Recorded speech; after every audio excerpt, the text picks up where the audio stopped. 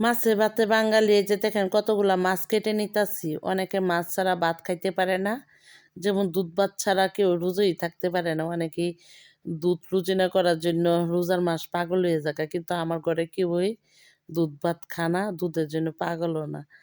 আর এই যে মাছগুলো কেটে নিতাছি, বড় মাছ আমার তেমনও পছন্দ না যে বড় মাছ খাইতে হইবে, মোর কথা না, কিন্তু ছোট মাছ বিলের অনেক ভালো লাগে আমার কাছে। আর এই বড় মাছগুলা খাই, অল্প খাই আমি, আমার মেয়ে তো খাই না।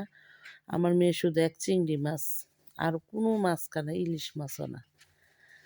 কিন্তু আমার ছেলে মাশাল্লাহ সব মাছ পছন্দ করে, ছোট বড় নাই সব ধরনের মাছ খায়। যার কারণে মাছগুলা কাটতে হয়, নিয়ে আসা হয়।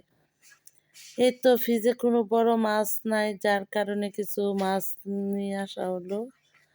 আর রোজা তো চলেই আসলো, যার কারণে কিছু কিছু করে মাছ কেটে নিতেছি। ছোট বড় সব ধরনের মাছই কেটে নিব।